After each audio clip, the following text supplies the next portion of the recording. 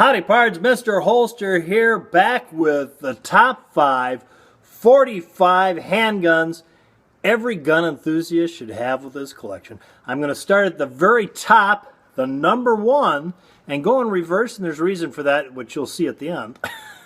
Number 1, the top. The top of the list, I put the Colt Single Action Army. Yeah, the Colt Single Action Army. Right here we have a Gen 3 Colt with sandbar stag one-piece grips in a 5.5 inch barrel. And of course, over the years, they've pretty much made this in a 4.5, 5.5, and 7.5 inch barrel.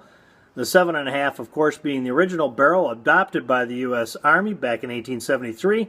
But Colt made it for years in a variety of barrels down to a tiny, tiny little 1-inch barrel with a no ejector rod sheriff's model, all the way out to a rifle length with removable buttstock. They made all sorts of, back in the day, you could just write them a letter and order what you wanted. Not so much nowadays. But that's why I just think this is the original 6-gun, even though you only load 5 and keep your hammer down on an empty chamber for safety. I think this is just a must-have, and the number 1 must-have in 45 handguns would be a Colt Single Action Army. And you know, there's a lot of clones out there, just fantastic clones of the old Single Action Army, made by Uberti and Pieta. Just fantastic guns, so it doesn't necessarily have to be a real Colt to get yourself an awful nice 6-gun. Number 2 on my list. Yeah, number 2 would be a variation of the Colt 1911. John Browning's great design, the 1911. This one happens to be a SIG in a commander length.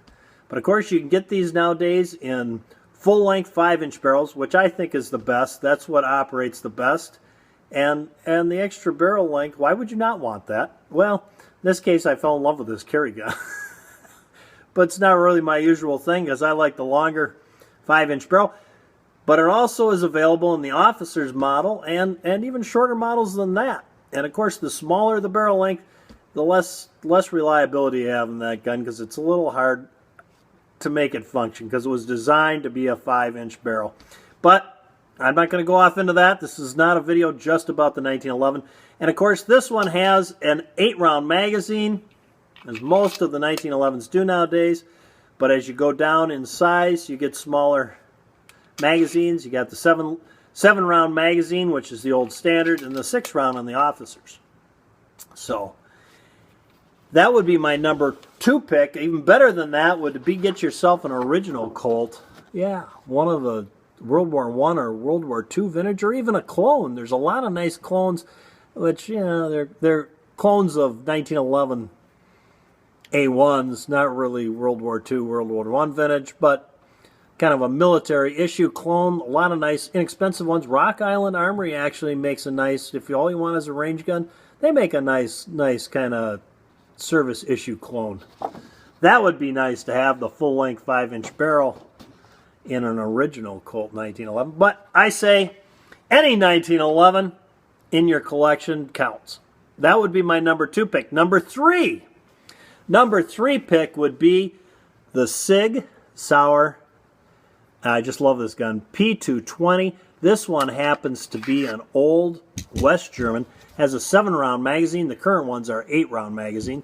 An old West German model with the stamp slide, and they're so nicely rounded and smooth on the back. I just love this gun. Of course, this was originally brought into the country back in, I think it was 1976 or 77, that time period, by Browning as the Browning BDA, and it had the European buttstock on it to start. Buttstock. The European magazine, the European style magazine release on the butt. There we go. I think that's right. Something like that. But this one is an Americanized version with the magazine release right up here where it should be. Says I. That is my number 3 choice for the top 5 45s that are a must-have in your collection. Number 4, now we're getting to the dicey area that you'll probably start saying, I'm not too sure about this, Mr. Holster. You're probably right, but I love this gun, so I'm including it. The Glock, and of course they've been very successful with the Glocks. The Glock 21, Model 21, double stack magazine, 13 rounds, I just love this gun because it shoots like such a pussycat. Yeah, although it's a polymer frame, you know, the slide's so big it is very heavy. So it's just a pussycat to shoot, and it's very accurate. I really, really love this gun, so I'm including it in my top 5. You might not think I'm right there, and you can chime in down below. And this is the thing, the 5th, number 5 gun in the top 5. Well, I really don't have one that's top 5 worthy. The best I could do is my Red Hawk. My Red Hawk in 45 ACP, 45 Colt, and I'll put a link to that video right there. So you can go watch that if you're interested. I won't waste my time talking about it. I didn't think it was top 5 worthy. You might, in which case you might also consider the Red Hawk in just 45 Colt, 45 long Colt, without that moon clip 45 cylinder in it, just the regular one. If you think that's top 5 worthy, that could be in your list. Another one that I think would be top 5 worthy, or one to consider, would be the CZ. Yeah, the CZ97 with the 10-round magazine and 45 ACP. Of course, the CZs are just fantastically accurate, sweet shooting guns. So, yeah, I say that's a contender, something to think about. H&K 45, yeah, 10-round magazine again, like the CZ, and I mean the H&K quality is just, I mean, it's there. So there's another one to consider. I would say, yeah, that I would go with that as one of the top 5 must-haves. Of course, this one, yes, I would not mind having this and putting it in my top 5. I'll tell you that right now. But at the $1,200 range where they're selling, it's a little out of Mr. Holster's price range. That's why it isn't here. But the FN with a 15-round magazine, tactical 45, threaded barrel, and you know, if suppressors became common items and they dropped that tax stamp thing on those, yeah, this would be a nice gun to have, wouldn't it? Sure it would. I could see having that in my top 5. Of course, let's not forget some of the great ones over the years. Smith & Wesson Model 25, 45 Colt 6-shot double action. What a fantastic gun, 6-inch barrel. And of course, I think they made them in 6.5-inch barrels too. Of course, nowadays they do make the 625, back to the 45 ACP moon clips. That might be your choice, or this one. I would say, yeah, I'd put that in the top 5, in my top 5. I'd be happy to have a rendition of that in my top 5. And last but certainly not least, because this one I think definitely would qualify for a top 5 45 handguns, a must-have in your collection. Yeah, the 1917 45 ACP by use of moon clips, either a half moon or a full moon. Originally half moons.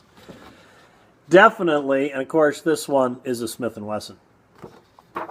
Definitely would fit. So down below in the comments section, why don't you put in what you think should be in my top 5? I personally think that my first 3 are the correct choices. To me, maybe this one arguably might not be as high up in the list, but I think it is because it was around longer than any other choices, except for this guy. Pretty much this guy. Kind of a toss-up here on that and the 220, but this guy definitely should be further in front of the 220. The other ones I say they came after, except for the Smith & Wesson there. The other automatics certainly came after this one and should go below. Just because of age, yeah. And of course, I'm going to keep my Glock 21 in the top 5. I think out of this bunch, I would, since I'd be the one buying it and putting it in my top 5, this right here would be my pick. But what would be your pick for the 2 bottom slots in the top 5? That's the question I'm asking. Thanks for tuning in, guys. If you like my channel, please subscribe. Till next time, go out and get yourself a 45 and stay safe.